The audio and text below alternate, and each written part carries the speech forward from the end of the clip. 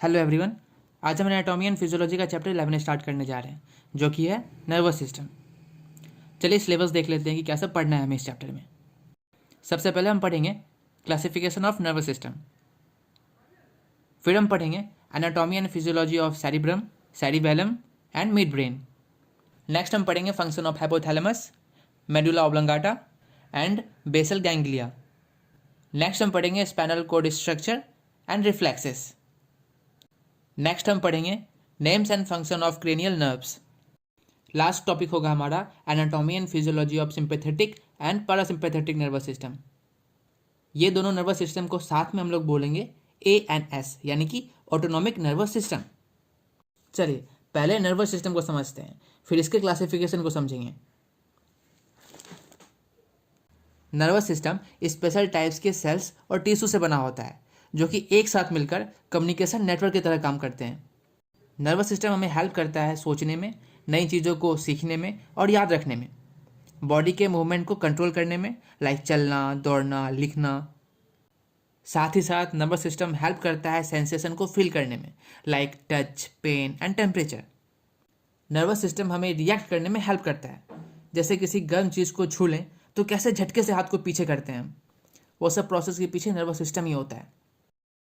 Nervous system के दो components होते हैं, सेंट्रल नर्वस सिस्टम जिसमें ब्रेन और स्पाइनल कॉर्ड शामिल होता है। डायग्राम में आप देख पा रहे हो, मैंने पिंक कलर से हाईलाइट कर रखा है। एंड सेकंड होता है पेरिफेरल नर्वस सिस्टम। डायग्राम में आप देख पा रहे होंगे येलो कलर का पार्ट। पेरिफेरल नर्वस सिस्टम का पार्ट्स नर्व्स होता है, जो पूरे बॉडी को सेंट्रल नर्वस सिस्टम से जोड़ता है, यानी कि ब्रेन और स्पाइनल कॉर्ड से।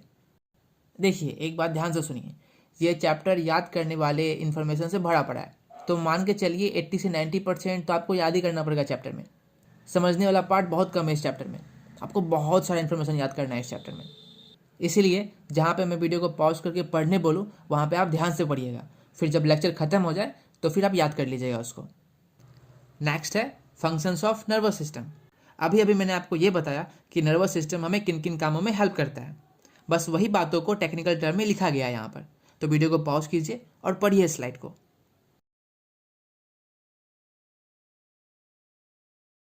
नेक्स्ट टॉपिक है हमारा क्लासिफिकेशन ऑफ नर्वस सिस्टम। जैसा कि मैंने आपको पहले से बता रखा है कि नर्वस सिस्टम के दो पार्ट्स होते हैं, central nervous system and peripheral nervous system. तो पहले सेंट्रल नर्वस सिस्टम को समझिए। सेंट्रल नर्वस सिस्टम को आप अपने बॉडी का हेड क्वार्टर के तौर पर समझिए, क्योंकि इसका पार्ट ब्रेन है और ब्रेन ही बॉस है आपके बॉडी का। सारा बॉडी पार्ट्स और ऑर्गेन्स ब्रेन के सारे पर ही काम करते हैं। तो हमने क्या पढ़ा था कि सेंट्रल नर्वस सिस्टम के दो पार्ट हैं, ब्रेन एंड स्पाइनल कॉर्ड। तो पहले ब्रेन को समझते हैं। ब्रेन हमें हेल्प करता है सोचने समझने में, बॉडी के मूवमेंट में, सेंसेशन को फील करने में और इमोशन को कंट्रोल करने में। वहीं जो हमारा स्पाइनल कॉर्ड होता है वो एक मैसेंजर की तरह काम करता है ना। वो एक होता है ना चिट्ठी लेकर जाने वाला कबूतर बस स्पाइनल कॉर्ड वही है। स्पाइनल कॉर्ड हेल्प करता है ब्रेन को पूरे बॉडी से बात करने में। बात करने का मतलब यहाँ क्या है कि बॉडी के रिक्वायरमेंट के बेसिस पर बॉडी पार्ट्स और ऑर्गन्स तक सिग्नल भेजना, ताकि वो स्पेसिफिक काम हो सके। तो स्पाइनल कॉर्ड का दो काम याद रखिएगा, ये मैसेज को ब्रेन से मसल्स और ग्लैंड्स तक पहुँचाएगा, और फिर मसल्स और ग्लैंड्स के साथ साथ सेंस ऑर्गन्स का मैसेज वापस ब्रेन तक लाएगा। ठीक है, तो कुल मिलाकर स्पाइनल कॉर्ड का काम है मैसेज को पहुँचाना और फिर वापस लेके आना। ठीक है, याद रहेगा सबको इतना। चलिए वीडियो को पॉज कीजिए और पढ़िए एक बार स्लाइड को। अब समझिए पेरिफेरल नर्वस सिस्टम को। पेरिफेरल नर्वस सिस्टम एक नेटवर्क ऑफ नर्व्स होता है जो पूरे बॉडी को सेंट्रल नर्वस सिस्टम से जोड़ता है। पेरिफेरल नर्वस सिस्टम वैसे फंक्शंस को कंट्रोल करता है जो ऑटोमेटिक खुद ब खुद होते रहता है, like heart beat and digestion.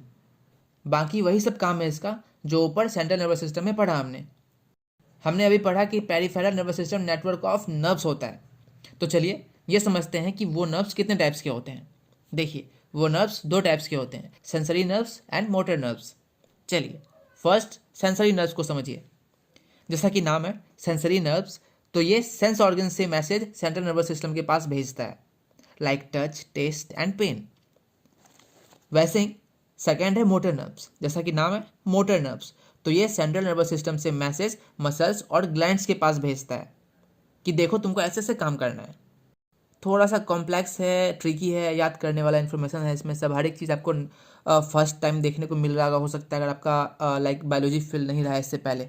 अगर ट्वेल्थ में बायोलॉजी था आपका तो आपको फिर समझ में आ रहा होगा, अगर नहीं था तो फिर थोड़ा सा दिक्कत हो रहा होगा आपको, तो याद ही करना पड़ेगा। या तो आप ट्वेल्थ में याद करके आए हुए हैं तो ठीक है, अदरवाइज इस बार याद करना पड़ेगा। देखिए याद तो करना ही पड़ेगा, तो एक बार पढ़ लीजिए अभी ताकि थोड़ा सा कॉन्सेप्ट क्लियर हो जाए आपका। बाकी लेक्चर खत्म होने के बाद आप याद कर लीजिएगा।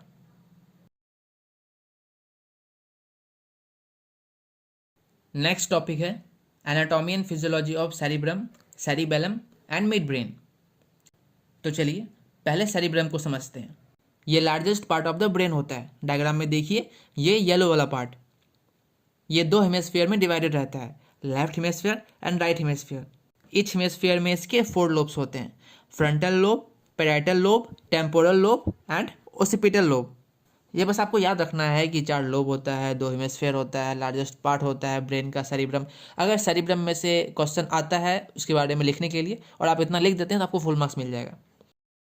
नेक्स्ट फिजियोलॉजी ऑफ सेरिब्रम को समझिए, यानी कि फंक्शन को। फंक्शन में ऐसा एक भी वर्ड नहीं है जो आपको पहले से पता ना हो, तो वीडियो को पॉज कीजिए और पढ़िए एक बार स्लाइड को। देखिए मैं आपको इसलिए खुद से पढ़ने बोलता हूँ क्योंकि अगर आप खुद से समझने की कोशिश नहीं करोगे तो लेक्चर के दौरान नोट्स याद नहीं हो पाएगा। और दूसरी बात यह है कि मैं तब तक खुद से पढ़ने नहीं बोलता हूँ जब तक वो कॉन्सेप्ट आपका पहले से क्लियर ना हो। तो पहले वो कॉन्सेप्ट क्लियर करता हूँ और फिर अगर चैप्टर में आगे सेम इन्फॉर्मेशन रिपीट होता है तो बोलता हूँ खुद से पढ़ने को। तो बुरा नहीं मान लेना है आपको कि सर ने समझाया नहीं ठीक है। नेक्स्ट है सेरिबेलम। डायग्राम में देखिए सेरिबेलम वो ब्लू वाला पार्ट है। सेरिबेलम का एनाटॉमी एंड फिजियोलॉजी बहुत इजी वर्ड में लिखा हुआ है, यहाँ पे सब कुछ समझ आएगा आपको। आप पढ़ो एक बार। इन केस अगर कोई वर्ड कहीं समझ ना आए तो गूगल पर हिंदी मीनिंग सर्च कर लीजिएगा कि क्या मतलब है इसका। नेक्स्ट है मिड ब्रेन।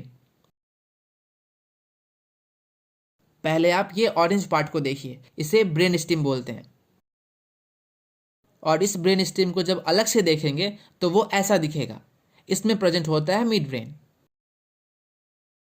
चलिए वीडियो को पॉज कीजिए और समझिए मिड ब्रेन के एनाटॉमी एंड फिजियोलॉजी को। नेक्स्ट टॉपिक है आपका functions of hypothalamus, medulla oblongata and basal ganglia. अब फंक्शंस तो आपको याद ही करना पड़ेगा कि हाइपोथैलेमस का ये 5 फंक्शंस होता है। ये बॉडी टेम्परेचर को रेगुलेट करता है, भूख और प्यास को रेगुलेट करता है, कब सोना है और कब जागना है उसको कंट्रोल करता है। तो ये सब इन्फॉर्मेशन आप एक बार पढ़ लो और बाद में याद कर लेना।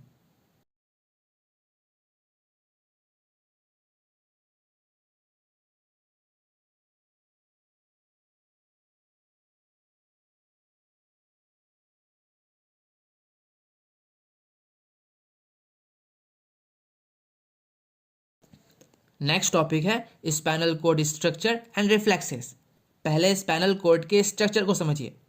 Spinal cord base of the brain से लेकर लोअर बैक तक होता है। डायग्राम में आप देख पा रहे हो स्पाइनल कोड को 4 रीजन में डिवाइड किया गया है, cervical, thoracic, lumbar and sacral. Diagram में चारों रीजन को देख पा रहे होंगे आप। आप समझिए reflex of the spinal cord को। स्पाइनल कोड ऐसे रिस्पॉन्स के लिए जिम्मेदार होता है जिसका कंट्रोल ब्रेन के पास नहीं होता। जैसे एग्जाम्पल के लिए हम समझें, अगर किसी गर्म चीज़ को छू लें तो जब तक हमको पता चले आए कि वो गर्म है उससे पहले हम हाथ पीछे कर चुके होंगे। सेम रिस्पॉन्स इलेक्ट्रिक करंट लगने पर भी होता है ना। वैसे ही stretch reflex and tendon reflex भी होता है। ये डायग्राम में आप देख पा रहे होंगे इस फोटो को। डॉक्टर वगैरह एक स्पेशल टाइप का हैमर होता है, उससे स्पेशल पॉइंट पे मारते हैं तो आपका मसल खुद खुद कॉन्ट्रैक्ट एंड रिलैक्स करता है। खैर उसके डिटेल में नहीं जाना है आपको, आपका काम का नहीं है, बस ये पॉइंट याद रख लीजिएगा। एग्जाम में अगर आए तो आपको ये लिख देना है बस। और आगे स्पाइनल कोड के कंपोनेंट्स हैं sensory neuron, inter neuron and motor neuron. मैंने आपको बताया ना ये पूरा चैप्टर याद ही करने वाला है, तो वीडियो को पॉज कीजिए और एक बार पढ़िए पूरे स्लाइड को।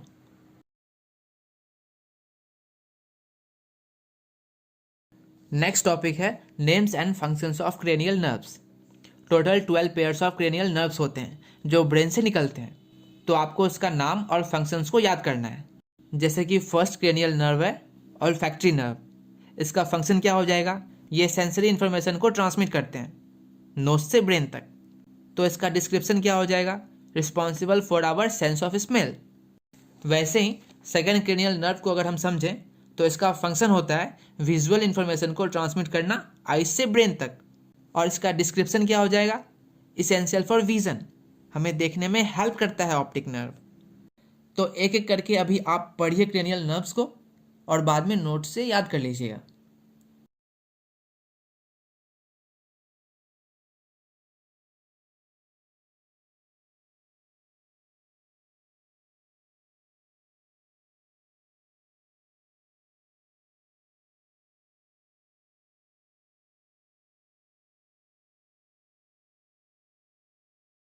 लास्ट टॉपिक है हमारा anatomy and physiology of sympathetic and parasympathetic nervous system. Sympathetic nervous system and parasympathetic nervous system साथ मिलकर फॉर्म करते हैं ऑटोनॉमिक नर्वस सिस्टम को, यानी कि एएनएस को। जैसा कि नाम है ऑटोनॉमिक नर्वस सिस्टम, तो ये ऑटोमेटिक होने वाले फंक्शंस को कंट्रोल करता है, जैसे कि heart rate, digestion, respiration etcetera. तो ऑटोनॉमिक नर्वस सिस्टम के दो पार्ट्स थे, sympathetic nervous system and parasympathetic nervous system. First sympathetic nervous system को समझिए। चलिए डायग्राम को ध्यान से देखिए। ये ओरिजिनेट होता है स्पाइनल कॉर्ड के थोरैसिक एंड लंबर रीजन से। डायग्राम में आप देख पा रहे होंगे। ये बॉडी के उन एक्टिविटीज़ को कंट्रोल करता है जिसमें फिजिकल एक्टिविटी शामिल हो। जैसे एग्जांपल के लिए अगर आपके पीछे कोई कुत्ता दौड़ जाए तो आप क्या करोगे वहाँ पर? या तो फाइट या तो फ्लाइट, या तो उससे आप लड़ोगे, उसे डराओगे, या वहाँ से भाग जाओगे। तो ऐसे सिचुएशन में बॉडी को एनर्जी चाहिए होता है, भागने के लिए या फिर लड़ने के लिए। तो बॉडी में एनर्जी कहाँ से आएगा, वो ताकत कहाँ से आएगा? तो बॉडी में ऑक्सीजन का लेवल बढ़ाने के लिए ये sympathetic nervous system heart rate को बढ़ा देगा, जिससे ब्लड प्रेशर बढ़ जाएगा, आप जोर जोर से सांस लेने लग जाइएगा, बॉडी में ऑक्सीजन का मात्रा ज़्यादा हो जाएगा, ग्लूकोज रिलीज हो जाएगा, बहुत कुछ होता है बॉडी में तभी। तो उस सिचुएशन में क्या होगा कि आपके बॉडी में एनर्जी लेवल हाई हो जाएगा, ताकि आप उस सिचुएशन को हैंडल कर सको। क्योंकि बॉडी का सारा एनर्जी यहाँ लग रहा है, तो बाकी का नॉन एसेंशियल फंक्शन को स्लो कर दिया जाता है सिंपैथेटिक नर्वस सिस्टम के द्वारा, जैसे कि डाइजेशन वगैरह को। वहीं जो पैरासिम्पैथेटिक नर्वस सिस्टम होता है वो ओरिजिनेट होता है स्पाइनल कॉर्ड के brain stem and sacral region से। देखिए अब ध्यान दीजिए, parasympathetic nervous system energy level को कम करके डाइजेशन में और बॉडी को रिलैक्स और रिस्टोर करने में फोकस करता है। तो एनर्जी लेवल कम कैसे होगा? हार्ट रेट कम करके, रिस्पिरेशन रेट कम करके। और कौन कम कर रहा है? ये पैरासिम्पैथेटिक नर्वस सिस्टम कम कर रहा है। चलिए चैप्टर खत्म हो चुका है आपका, तो अब नोट्स बना लीजिए और पढ़िए नोट्स को।